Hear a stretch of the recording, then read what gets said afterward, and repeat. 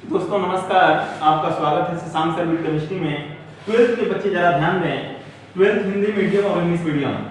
बेटा आप लोगों को मैंने दो टॉपिक आपके फिनिश कर दिए, पहला सॉल्यूशन और दूसरा कैटालिसिस मैंने खत्म कर दिए। आज मैं एक नया चैप्टर आपका स्टार्ट करने जा रहा हूँ, बहुत इंपॉर्टेंट है और याद रखिएगा इनऑर्गेनिक केमिस्ट्री की लगभग चीजें आपको यहाँ से क्लियर होंगी। और आज मैं जिस चैप्टर की बात करने जा रहा हूँ याद रखिएगा, आज है कितनी तारीख? आज है आपकी 15 तारीख। Chemistry for 12th class, chemistry रसायन विज्ञान 12th क्लास की शुरू होने जा रही है। और याद रखिएगा बेटा, जो मैं आज टॉपिक लेने जा रहा हूं उसका नाम है मेटलर्जी, METALLURACY, मेटलर्जी। याद रखिएगा मेटलर्जी का मतलब होता है धातुकर्म, यानी इसको हम लोग एक्सट्रैक्शंस ऑफ मेटल्स कहते हैं, जहां पर तत्वों का निष्कर्षण किया जाता है। एक मेटल को कैसे निकाला जाता है इस अर्धपृष्ठ से, उन बातों को हम समझेंगे इसमें। और याद रखिएगा बहुत इंपॉर्टेंट टॉपिक है जिसको आइसोलेशन ऑफ एलिमेंट भी कहा जाता है। आइसोलेशन ऑफ एलिमेंट यानी हम ये कह सकते हैं कि हम लोग यहाँ पर तत्वों का निष्कर्षण करेंगे। सबसे पहले आप जरा ध्यान दीजिएगा कि इस अर्धपृष्ठ के अंदर, इस भू प्रॉपर्टी में कौन सी मेटल ज्यादा है, उसका रिफाइनिंग कैसे होता है, उसको हम प्योर कैसे करते हैं, ये सब चीजें आपको इस चैप्टर में पढ़ने को मिलेगा। इसलिए इसका नाम होता है धातुकर्म। धातुकर्म का मतलब होता है कि इसके लिए हम लोग चर्चा करेंगे कि मिनरल्स क्या होते हैं, मिनरल्स जिनको खनिज कहा जाता है, और क्या होता है, और जिसको अयस्क कहा जाता है। और एक बात और ध्यान रखिएगा, किसी भी ओर से, और का मतलब होता है अयस्क, और का मतलब क्या होता है अयस्क। तो इस अयस्क से किसी मेटल को बाहर करना, मेटल का मतलब होता है धातु, किसी मेटल को बाहर करना है क्या कहलाता है? मेटलर्जी कहलाता है। किसी भी ओर से किसी मेटल को बाहर करना है मेटलर्जी कहलाता है। और दूसरी चीज, किसी भी ओर से किसी भी अयस्क से अगर आप मेटल को बाहर करते हो तो आपको ये ध्यान देने की जरूरत है कि उस समय जितने भी हम प्रोसेस यूज करेंगे, जितने भी हम स्टेप यूज कर रहे हैं, वही आपका मेटलर्जी कहा जाएगा, वही आपका एक्सट्रैक्शन ऑफ एलिमेंट कहा जाएगा। यानी मेरे कहने का मतलब ये है कि हम लोग सबसे पहले क्या ध्यान देंगे यहाँ पर, एक बात ध्यान रखिएगा, सबसे पहले हमारे पास आता है मिनरल। क्या आता है? मिनरल, जिसको हम लोग खनिज कहते हैं। क्या कहते हैं? खनिज।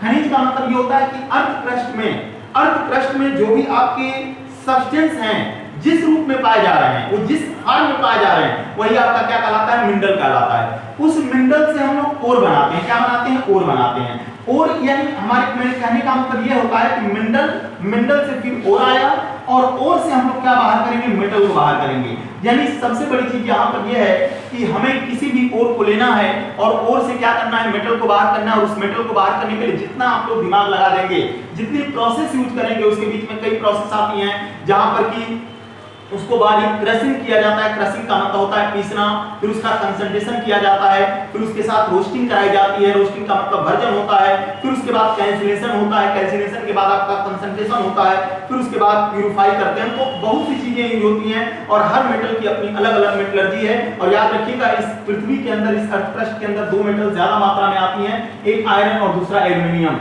सबसे ज्यादा मात्रा अगर किसी की है इस अर्धपृष्ठ में तो किसकी है? आयरन की, एल्युमिनियम की, मेटल्स में, धातुओं में बात कर रहा हूं मैं। अगर आपसे पूछा जाता है कि मेटल्स में कौन कौन सी हैं जिनकी मात्रा ज्यादा होती है, तो दो हमारे पास हैं, एक है आयरन और दूसरा कौन सा है? एल्युमिनियम। फिर अगर आपसे कहा जाए कि नॉन मेटल में कौन सी है, जो अर्धपृष्ठ में, अर्धपृष्ठ का मतलब होता है कि भू प्रॉपर्टी, इस अर्धपृष्ठ में अगर आयरन और एल्युमिनियम के बाद कोई सबसे ज्यादा होता है तो that is the oxygen and the silicon. Oxygen और सिलिकॉन की मात्रा होती है नॉन मेटल में। याद रखिएगा नॉन मेटल में हमारे पास दो होती हैं, ऑक्सीजन और सिलिकॉन की क्वांटिटी ज्यादा है, और जो हमारे पास मेटल होती है उसमें आयरन और एल्युमिनियम की मात्रा ज्यादा होती है। अब दूसरी चीज यहाँ पर हम लोग सीखेंगे कि देखिए, कहने का मतलब यह है कि किसी भी अगर हम बात करेंगे तो हर मेटल्स का अपना अपना अलग-अलग गुण होता है और उससे हम लोग की कहानी बनेगी। मेरे कहने का मतलब यह है कि किसी भी, जैसे कि जो भी आपके पास एल्युमिनियम है या आयरन है, तो आपके यहाँ की मेटलर्जी आपको पढ़नी पड़ेगी। वो इंपॉर्टेंट है आपकी एल्युमिनियम की, कॉपर की और जिंक की है, और एक है लेड की। यानी मुख्य रूप से इन चारों की हम लोग स्टडी करेंगे, जिसमें आयरन भी आपका आगे है, आयरन का Fe भी होता है। याद रखिएगा एल्युमिनियम की मेटलर्जी पढ़ेंगे आप लोग, कॉपर की मेटलर्जी पढ़ेंगे, कॉपर का धातुकर्म पढ़ेंगे, एल्युमिनियम का आइसोलेशन ऑफ एलिमेंट पढ़ेंगे, जिंक का पढ़ेंगे आप लोग, लेड का पढ़ेंगे, आयरन की पढ़ेंगे। इसके अंदर बहुत सी चीजें आएंगी, रिएक्शंस भी आएंगे, छोटे-छोटे क्वेश्चन भी बनते हैं। तो याद रखिएगा बहुत इंपॉर्टेंट टॉपिक है जो शुरू होने जा रहा है। अब यहाँ पर मेरे कहने का मतलब होता है कि मैंने आपसे कहा कि जो भी आपके पास और होते हैं, और का मतलब होता है एस, यानी सबसे पहले हमारे पास मिनरल आता है, मिनरल से हमारे पास और आता है, और को एस कहा जाता है, और उस और से हम किसको बाहर करते हैं, मेटल को बाहर करते हैं। यानी we can purify the metal, we can purify the metal from the ore that use the every process step by step, that is called the metallurgy।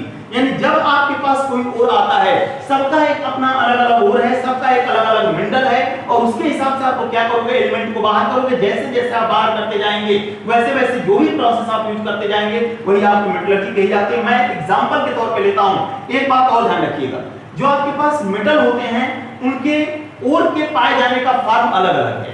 कोई कार्बोनेट के रूप में मिलेगा, कोई क्लोराइड के रूप में मिलेगा, कोई नाइट्रेट के रूप में मिलेगा, कोई सल्फाइड के रूप में मिलेगा, कोई सल्फेट के रूप में मिलेगा, और कोई फ्लोराइड के रूप में मिलेगा। तो मेरे कहने का मतलब, और कोई ऑक्साइड के रूप में भी आपके पास मिलेगा। तो मेरे कहने का मतलब यह है कि आपको ये ध्यान देना है कि मेरा ओर जो है उस मेटल का किस फॉर्म में पाया जा रहा है, फॉर्म पर ध्यान देने की जरूरत है। और एक बात और ध्यान रखिएगा, जब तक आपको ये पता नहीं चलेगा कि वो किस फॉर्म में जा रहा है आप समझ नहीं पाओगे। एक बात जरा ध्यान दीजिएगा, जैसे एग्जांपल के तौर पे लेता हूं मैं, जैसे एल्युमिनियम हमारे पास है, तो एल्युमिनियम के कुछ प्रमुख ओर हैं, कुछ जैसे मैंने आपसे कहा कि जो हमारे पास ओर होते हैं उनके पाए जाने का फॉर्म क्या क्या हो सकता है।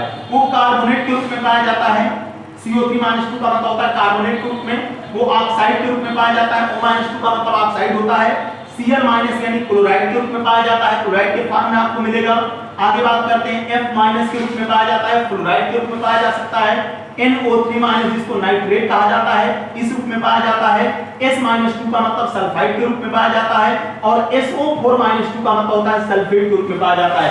यानी जो मेरे ओर होते हैं उनके पाए जाने की अलग अलग फॉर्म होती है, और याद रखिएगा इसी फॉर्म पर हम लोग बात करते हैं, और यहीं से हम लोग मेटल को बाहर करेंगे। और जब हम उस ओर से मेटल को बाहर करते हैं, और उस ओर से मेटल को बाहर करने में जितना आप लोग दिमाग लगा दें उसी को क्या कहा जाता है, मेटलर्जी कहा जाता है। सबका एक बात और ध्यान रखिएगा, हर मेटल का एक अपना प्रिंसिपल ओर होता है। प्रिंसिपल ओर का मतलब कि मुख्य उसका कौन कौन से ओर है, उसके कौन से मुख्य एस्क हैं। जब तक आपको ये पता नहीं चलेगा कि उसका कौन सा ओर है तब तक आप इसको बाहर नहीं कर पाओगे। ये भी ध्यान देने की आपको, ये नहीं कि हम कोई भी ओर उठाए और उससे बाहर कर दें। आपको प्रिंसिपली ओर को ध्यान देना है कि अगर एल्युमिनियम है तो इसका प्रिंसिपल ओर क्या होगा, कॉपर है तो इसका प्रिंसिपल ओर क्या होगा, जिंक है तो इसका क्या प्रिंसिपल ओर होगा, और लेड है तो इसका क्या प्रिंसिपल ओर होगा, अगर आयरन है तो इसका क्या प्रिंसिपल ओर होगा। और एक बात और ध्यान रखिएगा, मैंने आपसे कहा जो भी प्रिंसिपल ओर रहेंगे वो इसी फॉर्म में हो सकते हैं। वो कार्बोनेट के फॉर्म में हो सकता है, वो ऑक्साइड के फॉर्म में हो सकता है, वो क्लोराइड के फॉर्म में हो सकता है, वो फ्लोराइड के फॉर्म में हो सकता है, नाइट्रेट के फॉर्म में हो सकता है, वो सल्फाइड के फॉर्म में हो सकता है, वो सल्फेट के फॉर्म में हो सकता है। मतलब इन्हीं में से कोई फॉर्म वहां पर हम देंगे, और याद रखिएगा वहां से हमारी शुरुआत होगी। और एक बात और, जैसा एलिमेंट रहेगा, जैसा उसका ओर रहेगा, वही प्रोसेस आप यूज करोगे। और इसमें फिर आपकी रिएक्शंस भी कुछ आती हैं, उन रिएक्शंस को भी ध्यान देने की जरूरत है। और याद रखिएगा सबसे पहले मैं जो ओर आपके सामने स्टार्ट करूंगा वो होगा आपका एल्युमिनियम।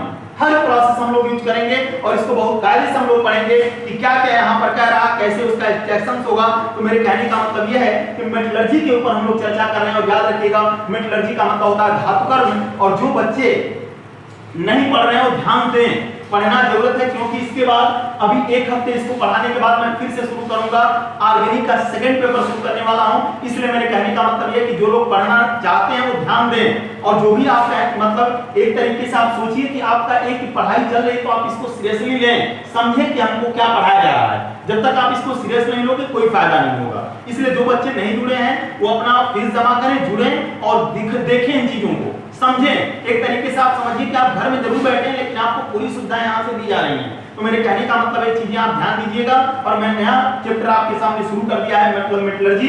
और याद रखिएगा मेटलर्जी में यही सब चीजें आपके साथ चर्चा होंगी। इसका एक एक स्टेप आपके सामने हम चर्चा करेंगे। तो कल से जो हम इस चैप्टर को अब आगे कंटिन्यू करते हैं, याद रखिएगा जो 12th क्लास है जरा ध्यान दे और समझने की कोशिश करें। और जो भी पीछे मैं चैप्टर आपको पढ़ा चुका हूँ, चाहे वो सोल्यूशन है चाहे कैटालिसिस है, तो उन चैप्टरों को ध्यान देने की कोशिश करिएगा। और मैं अगले हफ्ते में शुरू करूंगा आपका ऑर्गेनिक। और याद रखिएगा उसमें फार्मूले बताए जाएंगे, उसकी जो रिएक्शंस आएंगी उस पर आपसे चर्चा होगा, एक एक स्टेप आपसे चर्चा करेंगे। Thank you.